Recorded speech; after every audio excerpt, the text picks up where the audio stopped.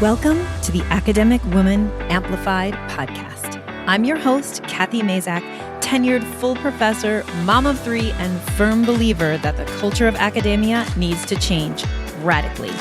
Women are revolutionizing academia within institutions that were not built for us. If you're ready to reject the culture of overwork, kick guilt and overwhelm to the curb, and amplify your voice to make a real impact on your field without breaking down or burning out, you're in the right place. And it all starts with writing. Let's go.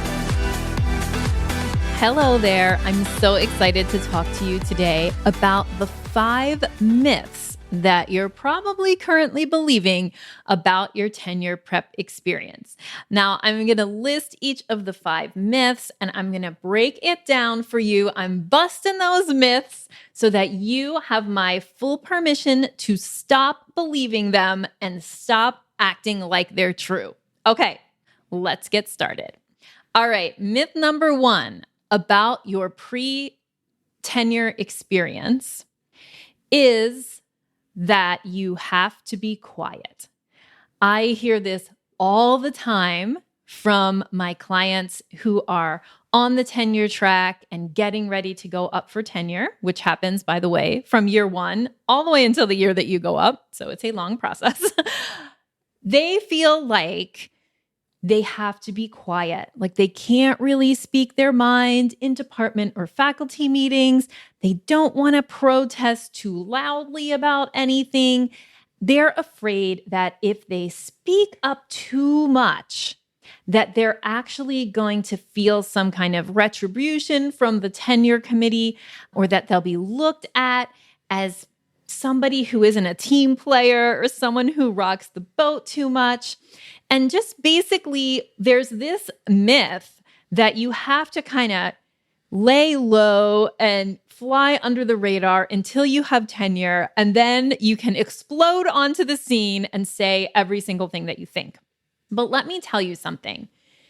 Actually, I work with a lot of post-tenure women as well, and it's not really true that you can just all of a sudden you can say exactly what you want to say post-tenure if all of this time you haven't been speaking up pre-tenure either. If you think there's going to be some kind of miraculous moment where everybody is going to listen to you if you haven't been making your voice heard before, it's just not true.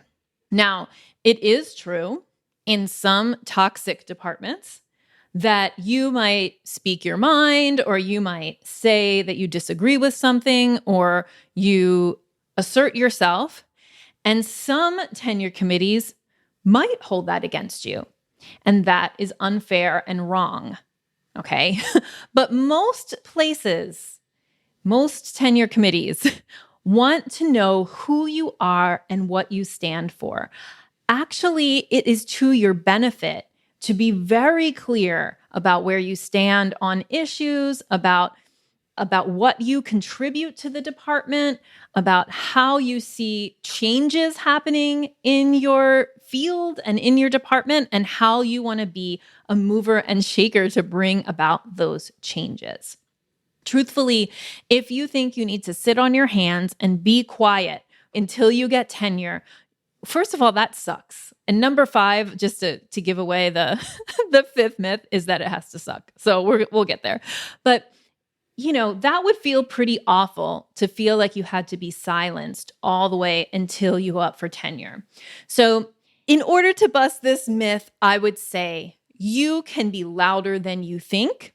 And of course, everybody needs to weigh his or her or their personal situation and read the room and all of those kinds of things. But in general, you actually really want to try to make your pre-tenure experience one where you are coming into your own. And part of that means speaking your mind, getting your voice heard, and playing a little bigger than maybe you originally thought possible. Okay. Myth number 2 of the 5 myths about your tenure prep experience is that you have to work 60+ hour weeks. Now, everybody right now who's listening, who is currently working a 60+ hour week and feeling like it's still not enough, probably wants to turn off their podcast right now. But let me tell you something. When you put writing at the center of your career, when you learn how to be an excellent project manager, when you get very, very clear on who you are as a scholar, what your academic mission is, you can arrange your work life so that it fits within a 40-hour week. And, I'm recording this episode in August 2020. So many of us might not even have 40 hours in a week because depending on where you are in the world, you may not have childcare for your school-aged children or younger. And so you actually, may have far fewer hours than 40 per week. You can get so much more done than you think, and you can advance your career so much more than you think. Just putting more hours of work in isn't the solution. It's working smarter, it's having systems, it's developing your skills as a project manager, and it is developing boundaries and enforcing boundaries around your time. So if you're working 60+ hour weeks because you feel like you just can't fit it all in, like I get you, I've been there, and really me having my first baby all those years ago was what forced me to be able to fit my pre-tenure prep into a 40-hour week because that was the amount of time that she was in daycare. So if you take one of our programs, this is exactly what we teach. We teach you how to center writing in your career and write and publish more while not working nights and weekends. Okay, so you could take our Navigate program, you could take our Amplify program or our Elevate program, and any of those would help you to contain your work life into 40 hours. It is possible, and it won't mean that your productivity will go down. Actually, your productivity will probably go up. All right, myth number 3 in the 5 myths about your tenure prep experience. Myth number 3 is you should say yes to all publication opportunities. Now, we very much are conditioned inside of academia to have this kind of fear-based mentality, and it's completely understandable. And what I mean by fear-based is that it is instilled in us from the time that we are PhD students that time is scarce, publications are scarce. Even when you go get a tenure track job and you ask, how many publications do I need to get tenure? You are often told some ambiguous number. Like most places, unless you have a union, unless a lot of things are like very few places, I would say 10% of my clients got a number when they asked that question. So all you kind of get is more is better, more is better, more is better. And so what that translates to in terms of our publication pipeline is throwing every publication we possibly could into the pipeline. So you say yes to things that are not really aligned with your mission statement because you think, oh, but it's going to be a publication. It gets me a publication. Not all publications are created equal. So saying yes to every publication opportunity is not the way to go, because what you end up doing is clogging your pipeline and slowing down those publications that really matter. Instead, we want a curated pipeline. We want a pipeline that is full of projects that are aligned with our academic mission and help us complete our academic milestones that we map out for each other. And those are 2 things that we do inside of our Amplify program. So no, you do not have to say yes to all of the publication opportunities that come your way. Hey there, I'm just popping into the middle of this episode to let you know that applications are open for our Amplify Faculty Writing Accelerator program. Amplify is a year of pre-tenure support, which focuses on centering your writing while building the career that you really want. In Amplify, we believe that you can control your career, that you can shape it, and that the real work of pre-tenure is becoming the scholar who you want to be. We teach you that in the program through a combination of training, community, and coaching that has had amazing results for our members. You can join today by applying for our program at the link in the show notes. All right, moving on to myth number 4 of the 5 myths about your tenure prep experience. Myth number 4 is that everyone has it figured out except for you. How many times have you thought, oh, what's she doing over there? Or what's he doing over there? Or what are they doing over there? And they seem like they have it all together. Why are they getting all those publications out and I'm not? And that is because we often play this comparison game where we are thinking that our experiences are the same as everyone else's experiences, but for some reason, everybody else is getting a bunch of publications out and I'm not. That's just not true. So first of all, you just don't know what life is like for anybody else. You know your own constraints, but you do not see behind the scenes of anything else. There's might be that somebody else is super productive because they have a ton of help at home. It might be that they have different kinds of support than what you have. And so you cannot play a comparison game because you're just comparing apples to oranges.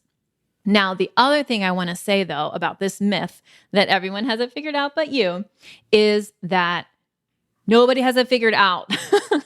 Or at least the process, the work of the process of going up for tenure is the figuring it out. Okay. So a lot of times we think, okay, it's my first year on the tenure track. And because I have the PhD credential and because I got the tenure track job, that means obviously that I should know how to do this job. But no, you did not learn ever how to actually get the job of being a professor done. You might have learned how to do, of course, you learned how to do research, right? In your PhD, you were well trained there. You may have gotten great mentoring training because you took part in some training about mentoring and you had great mentors. You might have gotten even teacher training and all of that, but you've maybe never had to do it all at one time when the stakes were this high. So yes, many PhD students are writing their dissertations and teaching classes and working full-time and raising families. It's slightly different once you get on the tenure track because the stakes have gone up. And every year that you are in the tenure track line, the expectations get higher. And so the amount of times you have to say no to things goes up, so much service, so much of everything. And the process of pre-tenure prep is the process of figuring it out. It's figuring out who you want to be as a scholar, as a teacher, as a person in your institution, as a member of a department, as a faculty member. It's figuring all of that out. And it's not a process that happens just because you landed the tenure track job. That's not what gives you all the information about how to get the job done. Instead, that process, the years that it takes to go up for tenure, is the time when you are figuring it out. So if you feel like everyone else has it figured out but you're wrong. I talked to hundreds of people pre-tenure about this, and almost nobody feels like they have it figured out. The work of pre-tenure is the process of figuring it out. So it is not true that everyone has it figured out but you. All right. Our last myth, which I previewed already in the 5 myths about your tenure prep experience, is the myth, number 5, that it has to suck, right? There's so many people who are just like, head down, I'm just going to persevere until I get tenure. And it sucks, and I'm working 60 or 70 hours a week, and I'm doing too much, and I don't know who I am or why I'm doing this. But I'm just going to head down and suck it up for years until I go up for tenure. And then you get it and then you collapse. Or even before you get it, you collapse and you burn out. So It does not have to be that way. In our programs, not only do we teach you we train you in methods like writing systems and project management. We train you in methods to implement strategies, systems, so that it doesn't have to suck. But also, we put you in the metaphorical room with other people who believe it doesn't have to suck. And that maybe is even more powerful than the tips and tricks and strategies and frameworks that we teach inside of our programs. What's maybe more powerful is being in the Amplify program with 30 other people who also are like, this doesn't have to suck. And I'm not going to accept that it has to suck. And I'm going to create a different reality for myself and for the people who I mentor. And the same with Navigate. We have over 200 people who have taken that course. And when you join the program, you get 3 group calls when you first join for 3 months. When you are on those calls, the first thing you realize is that you're not alone. You're not the only one who's struggling with all of this. And you're not the only one who thinks it's BS that this has to suck. This could be great. Let's make it great. So it is absolutely a myth that we're busting right here, right now, that tenure prep has to suck. And if you want support in making your tenure prep experience one of becoming instead of one of hazing, then I would encourage you to join our Amplify Faculty Writing Accelerator program. Now, you've heard me talk about Navigate, which is our course which helps you write and publish more. Navigate's subtitle is The Writing Roadmap. It's a 10-module roadmap to making time to write. It helps you lay out your pipeline and all of those things. But for a really centered experience around tenure prep, we would love to have you in our Amplify Faculty Writing Accelerator, which is a year-long program. Now, when you join Amplify, you get Navigate. So if you're considering Navigate and you're like, do I want to invest in that? If you have the means to just jump right into Amplify, that's what we encourage you to do. You'll get the Navigate program. You can participate in all those things. If we think you should do Navigate before Amplify, we will tell you that and lay out a map for you. But at the same time, you'll get the really big benefit of being in our Amplify Mastermind calls. Now, the Mastermind calls work like this. We meet in a cohort. So when you join the program, you join a cohort, and that cohort is 8 to 10 women. And when you join that, you participate every either like the first and third Monday of the month or the second and fourth Wednesday. We have different times available to fit your schedule. And you stay with that cohort for the year that you're in the program. And what we do during those meetings, right, those twice monthly meetings, is we have hot seats. Now, a hot seat is where 2 women each week get to be featured in the hot seat. So you get up on the hot seat, and what that means is you get to use the collective wisdom of the group to get your problems solved. So people bring all kinds of questions to the group. Questions about, should I write this thing or that thing? What's the best pipeline strategy? How do I choose what project to work on next? Things like that have to do very specifically with writing. Things that have to do with career. We've definitely coached people in that call to apply for new jobs, to negotiate new contracts, and to do other, career-based moves that are going to make their pre-tenure lives better. And we have had people get new jobs with higher salaries, better benefits, better everything, better workplace culture as a result of us pushing them to ask for those things when they got a job offer. And of course, as a result of them being awesome. So it's not just us, but we definitely support people through that process if that's what you need. And really so that masterminding experience, what it does is it gives you that community that we are so lacking. So it's different than having a community of people in your department, because the people here in this program with you don't have a vested interest in your department and your department politics. They don't even know your department politics. And so the kinds of advice you get and the kind of support you get comes from this really diverse group of women from diverse universities, from diverse fields. And in that diversity is a lot of power and a lot of growth. And that's what happens inside our mastermind. That's one feature of the program. The other things that are really unique about Amplify, besides the mastermind call, you do get one-on-one coaching with us, which is super powerful. If you've never experienced one-on-one coaching, you really can move ahead rapidly by having a coach work you through whatever is hanging you up. So whether that's planning your pipeline with you or brainstorming your book with you or whatever, one-on-one coaching is a way to move farther faster. And you get that as part of the Amplify program.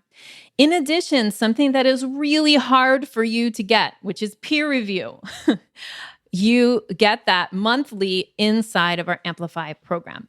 So we have a unique way of doing peer review. It was developed by one of our coaches, Rocio. We've all been trained in it. And basically, it means that you get eyes on your work without a lot of prep and without having to ask a colleague for it, right? You have colleagues built into your program. They're your program mates. So we'll read your stuff and give you feedback according to our process that we use. In addition, you get live trainings, of course, our huge library of resources and our trainings on our Amplify framework. So what I would encourage you to do is, if you are pre-tenure, we are working right now to fill a cohort. We have 12 spaces. So we have 3 cohorts that are available in the program, and we have 12 free spaces at the time that I'm recording this episode. We would like to fill those 12 spaces by September 30th. And there's different bonuses that we're offering along the way. So depending on when you're hearing this, you can be eligible for different bonuses. We have a mini treat coming up. Oh, also, I meant to say that during the Amplify program, we have twice yearly writing retreats. They are all virtual for now, but they are really ways to just get together for 2.5 days and think about your writing and move your writing projects forward. They are very impactful. We know that retreats are proven to work in terms of helping you center your writing. And we really, I'll just pat myself on the back and say, we plan a really great retreat and we deliver a really great retreat, even virtually. So we really encourage you to think of that as a big benefit of the Amplify program. So the Amplify program is an application-only program. So that means that we are going to link up the application in the show notes so that you can apply. After you apply, we evaluate your application and then we decide on the next steps. But if you're listening to this before September 30th, 2020, just know that we are in the process of filling 12 spots, and we would love to know if one of them is for you. All right, have a great, great day, and don't let these 5 myths about your tenure prep experience bring you down. There's a different way, and we would love to show it to you inside of our Amplify program.